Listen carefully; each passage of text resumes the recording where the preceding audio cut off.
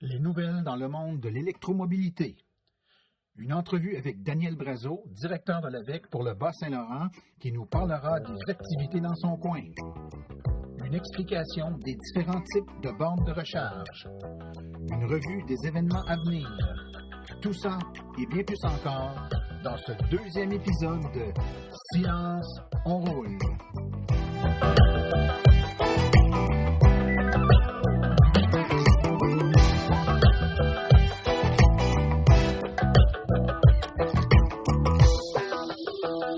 Bonjour tout le monde, mon nom est Martin Archambault, administrateur et webmestre de l'Association des véhicules électriques du Québec.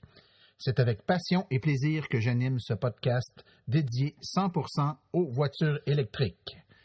On a un beau programme pour vous aujourd'hui, différents items au menu. On va avoir évidemment la revue des nouvelles et des nouveautés dans le monde de l'électromobilité au Québec et ailleurs. On aura une entrevue avec M. Daniel Brazeau, le directeur régional de l'Association pour la région du Bas-Saint-Laurent, qui va nous parler, nous donner des détails sur ce qui se passe en termes d'activités et d'événements dans sa région. Et on fera également un survol des bornes de recharge pour les véhicules. On entend souvent parler de niveau 1, 2, 3, BRCC. Qu'est-ce que ça mange en hiver, tout ça? On regarde tout ça ensemble et finalement, on fera un survol des différents événements à venir dans le monde de l'électromobilité au Québec pour les prochaines semaines.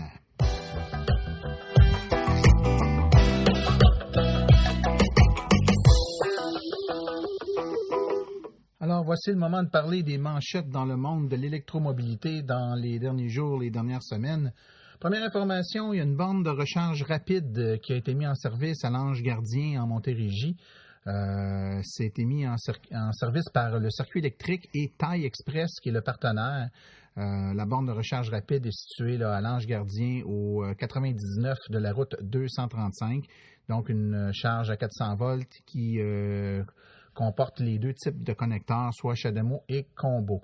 Toujours facturé là, au prix de 10 $ de l'heure, mais facturé à la minute. Cette borne de recharge est en fonction dès maintenant. Croissance de 60% du parc de voitures électriques en Gaspésie. Évidemment, ce n'est pas la région du Québec où il y a le plus de voitures électriques, mais ça croît et ça croît très vite. Un peu comme le reste du Québec d'ailleurs. Donc, en quelques mois, l'an dernier, le parc automobile a augmenté de 60%. Donc, c'est David Sylvestre, qui est le directeur régional de l'Association des véhicules électriques au Québec, en Gaspésie, qui nous dit que cette augmentation est intéressante, même si le nombre total là, de propriétaires de voitures électriques est assez bas dans ces régions-là. On parle de 35 voitures électriques là, qui seraient immatriculées dans la région de la Gaspésie. La Chevrolet Bolt EV, on en a parlé dans les dernières semaines. C'est un modèle de véhicule qui fait rêver plusieurs personnes et qui est maintenant disponible, qui commence à être livré. Première voiture à grande autonomie et à prix raisonnable. Plusieurs informations sont disponibles sur le véhicule et sur des capacités que le véhicule nous permet. Entre autres, qu'il y a un compresseur dans le véhicule pour le marché canadien, là, un peu comme c'est le cas d'ailleurs dans la Volt. On parle également que le taux de pénétration, donc le nombre de concessionnaires qui vont vendre le véhicule va quand même être assez élevé. Donc, 72 des 83 concessionnaires de la province pourront vendre la voiture. C'est 87% des concessionnaires. Ailleurs au pays, on parle entre autres de 75% en Ontario ou seulement 48% en Colombie-Britannique. Donc, ça, c'est très intéressant. Fait particulier, la Bolt a une batterie qui est assez lourde, donc elle est grosse, donc lourde. C'est 27% du poids du véhicule, soit 435 kg sur le poids total de 1625 kg de la voiture. Un autre élément important, la Bolt, comme toutes les voitures électriques, comporte un freinage régénératif, c'est-à-dire que lorsque l'on ralentit ou que l'on freine, il y a une partie de l'énergie de la voiture en mouvement, là, donc du mouvement de la voiture, qui est envoyé, qui est dirigé qui est retourné vers la batterie. Donc la voiture utilise un peu l'effet de génératrice là, pour transformer l'énergie cinétique de la voiture déjà en mouvement et recharger la voiture lorsqu'on ralentit ou que l'on freine. Eh bien, dans le cas de la Bolt, on a une petite planche là, sur le volant qui nous permet là, de régler ce freinage régénératif-là à un point tel où, sur un terrain plat, et à vitesse raisonnable, là, on peut ralentir, voire même immobiliser la voiture complètement à l'aide de la régénération sans avoir à mettre le pied sur le frein. Donc, c'est une propriété très intéressante qui a été annoncée d'ailleurs par d'autres manufacturiers qui devraient avoir un freinage régénératif là, d'une ampleur telle qu'on pourra l'utiliser pour immobiliser la voiture. Ça semble être déjà présent sur la Chevrolet Bolt. On a maintenant franchi le cap des 2 millions de voitures électriques sur la planète. En août 2015, on avait franchi le 1 million et on prédisait que le 2 millions sera atteint vers la fin 2016. Eh bien, ça a été fait. Donc, le marché total du véhicule léger a augmenté de 2 à 90 millions d'unités et la croissance des véhicules branchables est 20 fois plus rapide que celle du marché global. Donc, ça va très vite, même si on a quand même, en termes de véhicules électriques, une pénétration assez faible avec seulement 0,86 du parc total, 0,86 du parc total de véhicules. On est quand même rendu à 2 millions de véhicules branchables, donc c'est intéressant. 61 sont des véhicules 100% électriques et l'autre 39 sont des hybrides branchables. Donc, félicitations à tous ceux qui ont contribué à augmenter ce nombre. Et puis au Québec, on ne fait pas exception à l'AVEQ, on a des chiffres. On sort régulièrement des statistiques et puis les dernières sont sorties. On peut donc affirmer qu'on est maintenant rendu à 13 454 véhicules électriques au Québec en date du 31 décembre et 29 000 véhicules électriques branchables au Canada. Donc, tout près de la moitié, presque la moitié, sont encore des véhicules immatriculés au Québec. La Chevrolet Volt est la plus populaire à 44 suivie de la Nissan Leaf à 20 et de la Tesla Model S à 9 la Kia Soul EV progresse rapidement, devrait probablement dépasser la Tesla Model S bientôt.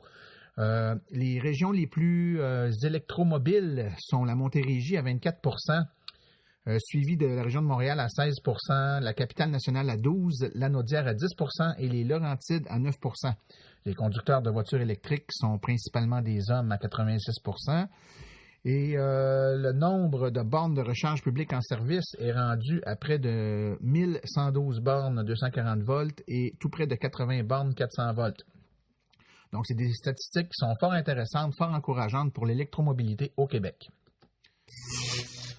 Parlant de bornes de recharge, le fabricant de bornes de recharge Elmec annonce qu'il va maintenant vendre directement, on va pouvoir se procurer directement du manufacturier la borne Heavy Duty, la fameuse borne 240 volts 30 ampères qui est fort prisée de la part des électromobilistes québécois pour installer à la maison, au chalet ou ailleurs.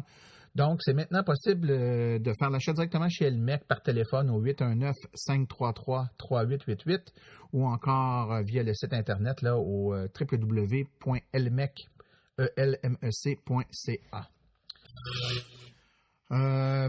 Toujours les réseaux de bornes de recharge. Le réseau AZRA annonce une interruption temporaire de son service ainsi que de l'application mobile qui permet de déclencher les recharges sur ces bornes de recharge rapides. Le communiqué, pas tellement précis de AZRA, nous dit un retour sous peu avec des stations AZRA AC 240 volts. Ça laisse donc présager que ce serait la fin des bornes de recharge rapide en courant continu et que le réseau reviendrait sous peu avec des bornes 240 volts, mais on n'en sait pas plus pour l'instant. Donc, les informations devraient suivre dans les prochaines semaines ou prochains mois. La production pilote de la Tesla Model 3 commencerait le 20 février. On serait à l'aube, là, selon des sources anonymes et familières avec Tesla. La production, donc, commencerait aux alentours du 20 février pour se préparer pour un début de pleine production qui serait prévu, tant qu'à elle, pour le mois de juillet. Je vous rappelle que les précommandes seulement seront livrées et que les premières précommandes seront sûrement livrées aux États-Unis. Celles pour le Canada sont plus prévues fin 2017, probablement début 2018, mais tout reste à être confirmé pour l'instant. Finalement, ABB, spécialisé en technologie d'énergie et d'automatisation, ainsi que Novabus, le constructeur nord-américain d'autobus de la division Volvo Bus, ont annoncé une collaboration d'affaires qui consiste à livrer les premiers chargeurs rapides automatisés pour autobus électriques. Donc, on parle là, de chargeurs qui sont ni plus ni moins qu'une station là, qui est surélevée. Et l'autobus viendrait se placer sous cette station-là avec des espèces de palettes ou de brosses qui viennent se connecter sur le dessus du véhicule. Donc, il n'y a pas de branchement physique. Là, on n'a pas à sortir à l'extérieur du véhicule puis venir brancher un pistolet sur le véhicule, comme c'est le cas avec nos voitures. C'est un branchement qui se fait automatiquement. L'autobus roule, se stationne en dessous de la station. Les balais font le contact sur le toit du véhicule. Le véhicule se recharge et au bout d'un certain temps, le véhicule peut repartir. Donc, c'est une annonce de collaboration et on devrait avoir des nouvelles très bientôt, à savoir là, quand seront mis en production ces premiers chargeurs issus de la collaboration entre ABB et Novabus.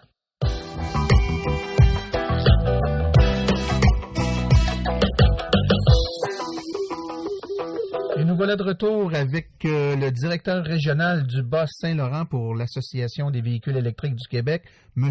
Daniel Brazeau. Bonjour, Daniel. Salut, Martin, ça va bien? Ça va très bien, toi? Oui, merci beaucoup. Il fait pas trop froid dans le Bas-Saint-Laurent? Moins 15, je pense, actuellement. Oh, c'est plus froid qu'à Montréal, je peux te dire ça. Écoute, Daniel, avant de commencer puis de parler un peu de ce qui se passe, de ce que vous faites dans votre coin, peut-être nous parler un peu de toi. Ça fait combien de temps que tu es dans le monde des véhicules électriques? Qu'est-ce que tu as comme véhicule, etc., là, qu'on te situe un petit peu? Ça fait bientôt 3 ans que je suis propriétaire d'une Nissan Leaf SV 2014. J'ai rencontré l'ancien directeur qui était Rémi Saint-Amand. Initialement, c'est lui qui m'avait converti, qui m'a fait essayer son véhicule, qui m'a converti aux voitures électriques. J'ai fait l'achat peu de temps après l'avoir rencontré. Puis, Rémi avait commencé à me parler de l'implication dans l'AVEC. C'est un peu grâce à lui que je vous ai connu. Et par la suite, je suis devenu bénévole. J'ai participé à quelques événements, à quelques choses organisées par Rémi. Puis, de fil en aiguille, Rémi m'a demandé si c'est quelque chose qui m'intéressait de prendre la relève. Rémi avait complété son mandat, puis il souhaitait avoir un remplaçant. Et c'est ce que j'ai fait. J'ai pris la relève au printemps dernier. On t'en remercie d'ailleurs. Hein? Ça prend du monde comme toi là, et comme tous les autres d'ailleurs qui donnent leur temps généreusement pour faire rouler une association bénévole comme la nôtre. Là. Et pour l'instant, c'est une expérience fort enrichissante, je dirais. Ben, je te remercie. Écoute, j'avais l'intention peut-être qu'on regarde un peu ce qui se passe au niveau de votre région, de votre belle région avec les véhicules électriques. Puis j'en profitais, oui. Je faisais une petite lecture rapide du nombre de véhicules électriques dans votre coin, de ce qui se passe là. Je sais que vous avez vous-même vos statistiques, mais en même temps, on a les statistiques officielles du gouvernement, là, mais en fait, qui sont remises par la Société de l'assurance automobile du Québec, qui nous donne l'information sur le Bas-Saint-Laurent. Il y aurait, au fin décembre, finalement, donc au début janvier, 229 véhicules électriques dans votre région, ce qui représente 11,4 de véhicules électriques par 10 000 véhicules. Donc, c'est quand même bon, hein? Les gens ont la perception que dès qu'on s'éloigne de Montréal ou de Québec, il n'y a pas de véhicules électriques, mais il commence à en avoir dans votre coin? Bien, effectivement, ça progresse bien. C'est sûr qu'on a cette impression-là, vu les longues distances, que c'est moins indiqué d'avoir un véhicule électrique en région à cause des autonomies. Mais tout ça est en train de changer, comme tu le sais, là. Premièrement, avec l'installation d'un réseau de bornes incroyable là, via les circuits électriques. On a un gros réseau de bornes L2, mais maintenant, on a une couverture quasi totale avec les BRCC, là, les bornes rapides à 400 volts. Là, de Montréal à Gaspé, il ne manque que quelques bornes là, sur le trajet Lévis-Rimouski pour dire qu'on a complété le circuit. Donc, avec les BRCC, là, la question ne se pose plus. Puis maintenant, avec les véhicules à plus grande autonomie, ça va être encore moins un problème. Donc, je pense que il y a un bel avenir pour les voitures électriques au Bas-Saint-Laurent. Tout à fait. En plus que vous avez une belle organisation de bénévoles dans votre région. Vous êtes rendu à combien? Une trentaine de bénévoles? Oui, 30 bénévoles répartis principalement autour des deux plus grandes villes, donc Rimouski et Rivière-du-Loup. Les endroits où on est le plus actif, mais on espère qu'il va s'ajouter des bénévoles dans les autres villes avoisinantes pour élargir notre offre de services là, avec l'AVEC. Oui, puis dans cette offre de service-là, je pense que ce qui nous distingue pas mal dans les dernières années, particulièrement l'année passée, qui en était une très grosse, c'est les événements qui sont organisés pour faire la promotion puis démocratiser un peu ce que sont les véhicules électriques auprès du grand public. Puis votre région n'a pas fait exception à la règle, c'est-à-dire que vous avez eu une foule d'événements pour faire connaître les véhicules électriques dans votre coin. Il y en a tellement que je pense qu'on ne pourra pas toutes les passer en revue, mais il y en a quand même plusieurs qui se sont démarqués ou plusieurs événements marquants de l'année passée, dans le fond, dans votre coin. Le premier, en fait, c'est pas le premier, mais c'est le premier qu'on va parler, qui est arrivé au début de l'été ou juste avant l'été, là, c'est l'inauguration dans votre région, au Cégep de Rivière-du-Loup, d'un programme de formation en technologie des véhicules électriques. Oui, effectivement, ça fait suite, en fait, à une première qui était au Cégep de Saint-Jérôme. Ils ont fait l'inauguration de ce programme-là, je crois que c'était l'année dernière. Avec les premières cohortes, et puis ils ont fait une espèce de partenariat avec le Cégep de Rivière-du-Loup pour avoir eux aussi un programme de technologie des véhicules électriques. Là, c'est une attestation d'études collégiales. Si ma mémoire est bonne, c'est 6 ou 8 mois là, la durée des études pour former des gens en service au niveau des voitures électriques, mais aussi en conception.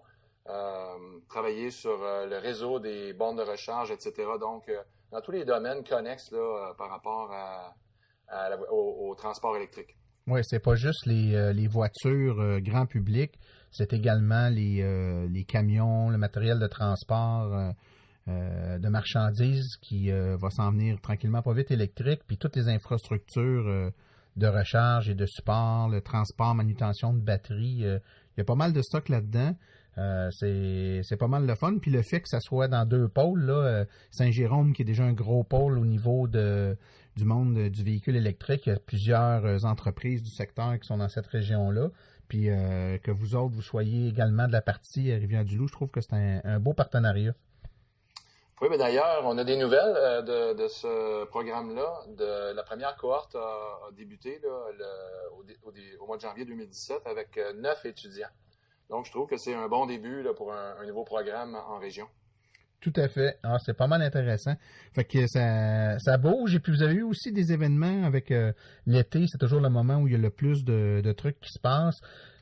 Donc, plusieurs événements au courant de l'été. Puis, vers la fin de l'été, début de l'automne, vous avez eu l'inauguration de la BRCC puis de la station roulée branchée de Rivière-du-Loup. C'est quoi ça, la station roulée branchée? En fait, c'est un concept qui est connu de la présence sur place d'une BRCC accompagnée de 2 bornes L2. Dans ce cas-ci, c'est juste de façon adjacente. Là, on a une BRCC et à côté 2 bornes de flow L2. Donc, tu peux faire ton 80% de charge sur ta BRCC et ton reste de charge sur la borne L2, et le tout se trouve dans le stationnement du centre commercial de Rivière-du-Loup. Donc, c'est pratique. Les gens peuvent, pendant leur recharge, aller soit au restaurant, il y a des épiceries, il y a des magasins, donc tu peux aller faire un petit peu tes courses là, pendant ta recharge. Ils ont appelé cette station-là la station roulée branchée de Rivière-du-Loup. C'est le nom qu'ils lui ont donné. Intéressant. Puis en plus, vous avez d'autres bornes qui ont été installées dans la région. Là, c'est pas les seuls. Oui, c'est ça.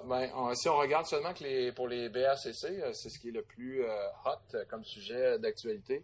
Les BRCC, c'est les bornes de recharge rapide. Là. Quand on entend parler des bornes en courant continu de recharge rapide qui chargent là, normalement dans les bonnes conditions une batterie de voiture standard, je dirais, là, dans à peu près une vingtaine de minutes à 80% de sa charge. Exactement. Donc, si on regarde ces bornes-là, on en a maintenant. Si on va d'est en ouest, là, on commence à Matane, Amqui, Montjoli, Rimouski, puis finalement Rivière-du-Loup. Donc, on a maintenant 5 bornes rapides dans le Bas-Saint-Laurent. Ah, vous en venez pas mal bien équipé. Il y a des grosses villes là, ou des régions, même des grandes régions qui vous envient pas mal. Là. Votre région, puis même la Gaspésie, ça s'est développé pas mal. Vous avez également à l'hôtel universel de Rivière-du-Loup un super chargeur Tesla. Oui, ça a été inauguré en septembre. Rivière-du-Loup étant un point stratégique, une espèce de plaque tournante dans l'Est qui relie l'Ouest au Bas-Saint-Laurent et à la Gaspésie, mais aussi au Nouveau-Brunswick et qui sait même les États-Unis. Là. Donc, si on va vers le sud, puis il y a des traversiers tout près. Donc, on peut aussi traverser et aller faire la Côte-Nord. Donc, ça devient une espèce de point central. Puis c'est un endroit stratégique pour l'installation de superchargeurs à 8 bornes Tesla. Ah oui, puis il n'y en a pas encore beaucoup des superchargeurs Tesla au Québec. Donc, vous êtes l'une des villes chanceuses à en avoir. Là. Je pense que au niveau de l'attrait, là, c'est assez intéressant. Effectivement, géographiquement, vous êtes super bien situé. Là. Je pense que ça s'inscrivait de toute logique de pouvoir installer un de ces superchargeurs-là dans votre région. Un autre événement, peut-être juste au début de l'hiver, là, où en fait, au début de la grisaille du mois de novembre, vous avez participé comme panéliste. En fait, c'est Patrick Morin. Ça se peut-tu qu'il a participé comme panéliste à une conférence bénéfice sur l'électrification des transports avec M. Pierre Langlois, M. Jacques Duval, le tout organisé au cégep de la Pocatière? Effectivement, Patrick est un bénévole de l'AVEC, de la région de Rimouski. Patrick il travaille pour le Conseil de l'environnement. Patrick, PhD en biologie, j'oublie sa spécialité, mais a participé comme panéliste lors de cet événement-là. Et on avait aussi sur place notre délégué de Rivière-du-Loup, qui est Jean-François Morin. Ah, c'est une belle vitrine, puis une belle façon aussi de se faire connaître et de donner de l'information. Il y a un autre événement qui, celui-là, se démarque peut-être de façon particulière auprès du public. Et puis, ça s'est fait dans plusieurs régions, entre autres la vôtre. C'est une participation à l'opération Nez Rouge, que tout le monde connaît bien, mais avec des véhicules électriques. Comment ça se passe? C'est quoi la distinction entre opération Nez Rouge électrique puis opération Nez Rouge normale? En fait, si on a fait cet événement-là, c'est qu'on j'avais vu l'année dernière que ça avait été un projet pilote là, à Montréal et à Québec. Et on avait essayé de le faire dans notre région et ça avait pas fonctionné, mais cette année, on s'est pris un petit peu plus d'avance et on a décidé de faire des groupes de véhicules électriques. Donc, l'opération Nez Rouge, la façon que ça fonctionne, c'est qu'il y a toujours 3 personnes. Un qui conduit le véhicule de la personne qui demande leur accompagnement et une personne qui prend les notes, etc., dans la même voiture. Puis il y a la voiture derrière qui est celle un des trois membres du trio qui ramène ces gens-là une fois la personne raccompagnée. Et nous, de cette façon-là, là, avec les voitures à essence, c'est pas compliqué, c'est toujours une seule voiture qui fait le tour de la ville derrière la voiture qu'on raccompagne. Mais avec le principe avec l'utilisation des voitures électriques, c'est un peu différent à cause justement de l'autonomie qui est, comme on sait, réduite en hiver. Donc, nous, ce qu'on a fait, c'est qu'on a fait un trio de 3 véhicules électriques qu'on installait près d'une borne de recharge qui n'était pas très loin du point de rencontre là, pour Nez Rouge. Et on faisait une rotation de véhicules électriques. Lorsque notre charge arrivait près de la fin, on passait au véhicule suivant. Donc, la différence, c'est que là, on utilise les 3 véhicules en rotation, mais dans notre cas, même avec une température de moins 17 ou moins 18, il faisait très froid. On a réussi à faire toute notre soirée sans avoir aucun délai là, dans les raccompagnements causés par les recharges. Là. On avait toujours une voiture complètement chargée là, pour faire nos raccompagnements. Donc, c'est la différence là, qu'on peut voir avec la voiture à essence. Ouais, super intéressant. Puis j'imagine que les gens que vous raccompagnez en même temps, eux, quand ils font appel à Nez Rouge, ils ne s'attendent pas nécessairement à ce que ce soit un véhicule électrique qui vienne les chercher. Donc, c'est une surprise pour eux, c'est ça? Oui, effectivement, les gens sont curieux de savoir, premièrement, le silence, hein, les gens le notent immédiatement. Puis, ils voient à quel point on peut pas voir, mis à part le silence, on peut pas faire la différence avec une voiture à essence pour le confort, etc., le chauffage et compagnie. Et les gens sont curieux ils nous posent des questions, veulent en savoir plus. Est-ce que de dire on a convaincu quelqu'un de faire l'achat, peut-être une personne qui était très intéressée. Mais sinon, les gens sont plutôt curieux, mais on n'a pas vraiment assez de temps pour discuter en long et en large des bénéfices de la voiture électrique comme dans un essai routier. Mais oui, beaucoup de curieux, effectivement. Ça sème une graine, en tout cas, dans Oui, leur tête. c'est sûr. Ah ben c'est super intéressant, mon cher ami. Écoute, j'ai envie de parler des projets qui s'en viennent. On est au tout début de 2017.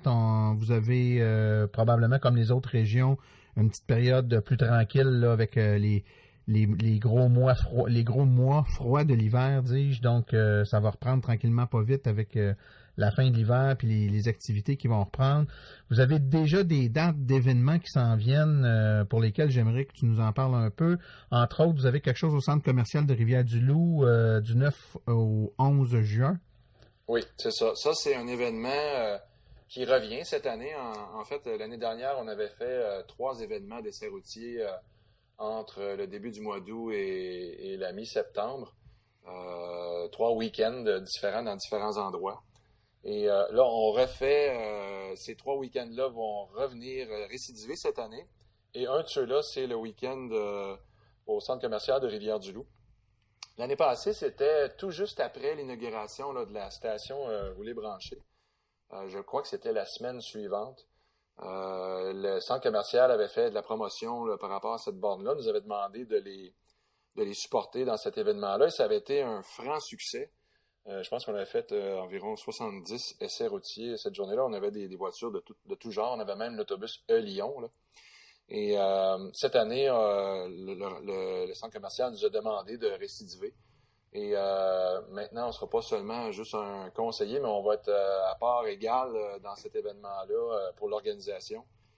Et donc, oui, on va avoir 3 jours du vendredi 9 au dimanche 11 juin, où il y aura dans le centre commercial le kiosque de l'AVEC avec plusieurs véhicules exposés de concessionnaires, mais aussi de propriétaires. L'année dernière, on avait une brochette de 7 ou 8 véhicules, incluant une Tesla, même une Smart Electric Drive, etc. Et à l'extérieur, on a aussi un kiosque avec l'autobus et l'année passée, on devait avoir une 12aine de véhicules électriques ou hybrides branchables. Et avec les essais routiers là, qui ont suivi, ça a été un succès sur toute la ligne et on le refait cette année. Super. Puis vous avez également votre événement, si je ne me trompe pas, qui s'appelle le Week-end des Anciennes à Rimouski, qui a lieu au début août. Oui, c'est ça. Ça, c'est le contraste ou, je ne sais pas si on peut appeler ça le paradoxe, ou le contraste ancienne technologie et nouvelle technologie. C'est le week-end des anciennes, c'est un week-end principalement dédié aux voitures d'autrefois. Et depuis 2 ans, là, l'été dernier, c'était la 2e fois qu'on faisait cet événement-là conjointement avec eux. C'est-à-dire que sur le site principal, il y a à l'entrée un kiosque de l'AVEC où on fait la publicité sur les véhicules électriques. L'année dernière, on avait des voitures sur place. On avait des voitures en démonstration, mais aussi des voitures pour les essais routiers. On a fait une 50aine ou une 60aine d'essais routiers. Et on va le refaire. C'était au début du mois d'août. Les dates ne sont pas encore déterminées, mais les dates sont à venir. On le refait encore une fois cette année. Et ça promet d'être encore aussi un grand succès que l'année dernière. Ah, ça doit être vraiment... je pense que quand tu parles de contraste, c'est juste. Hein? On va de très loin avec des vieilles technologies à des technologies hyper modernes de véhicules électriques. Là, c'est exactement. Pas mal intéressant. Ouais. Vous avez également la fête au village de Saint-Valérien. Qu'est-ce qui se passe à cette fête-là? Saint-Valérien, c'est un village à environ 15 km de Rimouski. C'est un petit village très dynamique. Et Patrick Morin, justement, qui était au panel, notre responsable au Conseil de l'environnement, voulait organiser un événement au village. Eux, à chaque année, ils ont une fête, un week-end de célébration pour la population de la région autour du village et de la campagne de Saint-Valérien. Et Patrick m'avait demandé si c'était possible de faire un événement d'essai routier sur place. Et ça s'est fait. Il y a eu, encore une fois, 5-6 véhicules et même Tesla. Il y avait 2 Tesla, je crois, qui étaient là. Et ils ont fait une 40aine d'essais. Ça, c'était en début septembre l'année dernière et probablement que ce sera à peu près la même période de cette année. Ben, écoute, vous avez une saison bien remplie, je pense, hein? Oui. Donc, vous manquerez pas d'événements. C'est pas mal intéressant. Écoute, Daniel, je te remercie beaucoup à la fois pour ton implication là, au sein de l'association, mais également pour ta présence sur la balado-diffusion aujourd'hui. Je pense que ça va avoir donné de l'information aux gens de votre région sur ce qui se passe, sur ce qui se fait. Si quelqu'un nous écoute puis veut soit s'impliquer dans un des événements, veut devenir bénévole pour l'AVEC, veut participer à un des événements que vous organisez, est-ce qu'il y a une façon de te rejoindre avec ton courriel de l'AVEC? Facilement, daniel@avec.ca. Bon, ben, ça peut pas être plus simple. Daniel@aveq.ca pour te rejoindre. Je te remercie beaucoup pour ta disponibilité, Daniel, puis on se reparle très bientôt. Là, dès que les événements vont débuter, là, je vais sûrement te recontacter, puis on pourra parler de comment ça se passe dans votre coin. Ça me fait grand plaisir, Martin, et merci à toi. Merci beaucoup. Bye bye.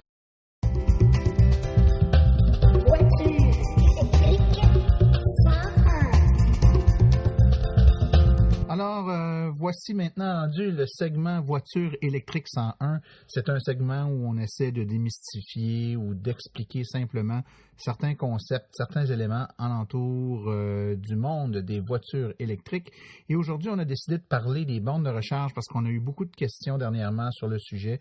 On entend parler de bornes niveau 1, niveau 2, niveau 3, BRCC, chargeurs embarqués. Qu'est-ce que ça veut dire tout ça? On va essayer de vous démêler tout ça.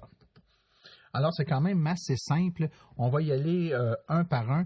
Les bornes de recharge qu'on appelle une recharge niveau 1.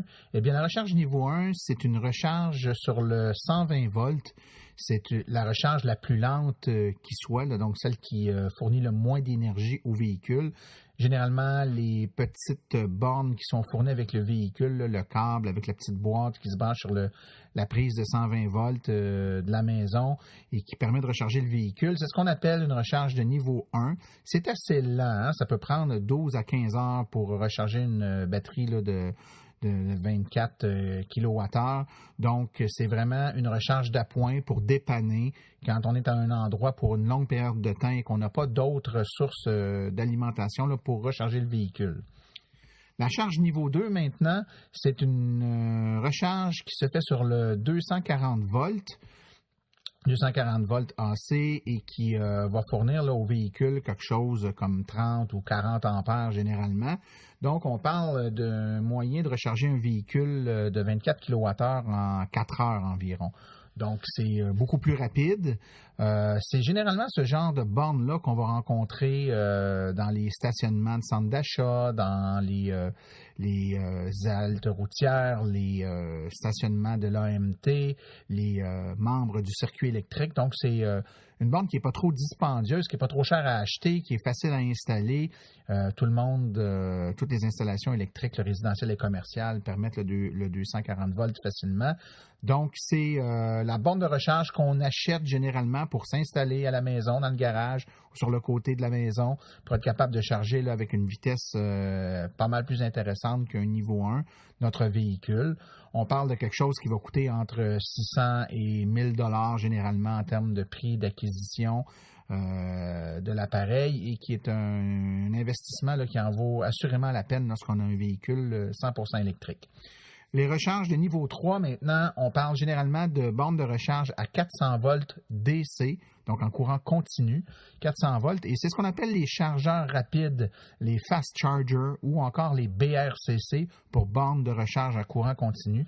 Ça, c'est les recharges rapides que l'on retrouve le long des autoroutes ou dans des endroits fort stratégiques. On parle d'une recharge de 80% de la batterie du véhicule en environ 20 minutes là, dans des conditions, dans de bonnes conditions. C'est évidemment un peu plus long l'hiver et un peu plus long si on a un véhicule avec une batterie qui est plus grande. C'est ce qu'on retrouve au Québec. C'est le plus rapide que l'on retrouve actuellement au Québec. Par contre, les standards de bornes de recharge rapide, que ce soit CHAdeMO ou Combo, possèdent des versions plus rapides là, lorsqu'on est capable d'alimenter à plus de courant ou encore avec une tension plus grande. Donc, une charge rapide normale, on parle de 50 kW d'énergie qui est fournie au véhicule, mais il existe des versions là 80, 100 et même 150 kW d'énergie, mais compte tenu de la réglementation actuelle au Québec, là, le maximum au moment d'enregistrer ce podcast nous limite à 50 kW là, si on veut rester à l'intérieur des normes pour les appels en puissance tels que décrits par les modèles de facturation d'Hydro-Québec actuellement. Donc, borne niveau 1, 120 volts AC. Borne niveau 2, 240 volts AC. Borne niveau 3, 400 volts courant continu. C'est les trois standards que l'on retrouve presque exclusivement au Québec, à l'exception des chargeurs rapides Tesla qui ont leur propre standard. Là, on parle de plus d'énergie à ce moment-là, mais c'est des chargeurs qui ne fonctionnent, dont le connecteur ne fonctionne exclusivement qu'avec les véhicules de marque Tesla.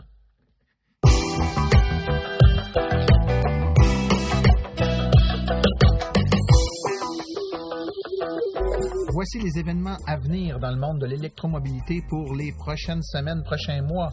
On a toujours les mercredis Montréal Autoprix Division électrique, tous les mercredis soirs jusqu'à mai 2017 au 5600 Métropolitain Est à Saint-Léonard. Et le 15 février prochain, la Chevrolet Bolt sera sur place. Elle ne sera pas disponible pour des essais routiers, mais vous pourrez quand même vous asseoir en arrière et vous faire promener par M. Daniel Breton qui pourra vous conduire et répondre à toutes vos questions. Déjeuner conférence sur les véhicules électriques le 17 février 2017 organisé par la Chambre de commerce de Sherbrooke et l'Association des véhicules électriques du Québec. Entre autres, les 22 et 23 avril prochains à Montréal, le Branchez-vous Montréal au circuit Gilles-Villeneuve, conférence, information, essais routiers. C'est un endroit magnifique pour essayer plein de véhicules, poser toutes vos questions. Et le même événement a lieu les 28 et 29 mai 2017 au Centre Expo de Lévis. Encore une fois, conférence, information, essais routiers, c'est à ne pas manquer. Il y a l'Expo Santé Mieux-être du 5 au 7 mai 2017 au Centre des foires de Sherbrooke. Encore une fois, vous pourrez assister à des conférences de l'Association des véhicules électriques du Québec, de l'information, des essais routiers. Et un incontournable, évidemment, c'est un peu loin, mais du 26 au 28 mai 2017 à la Place Bonaventure, c'est le Salon du véhicule électrique de Montréal. Il va y avoir des essais routiers, des kiosques, des conférences. C'est à ne pas manquer.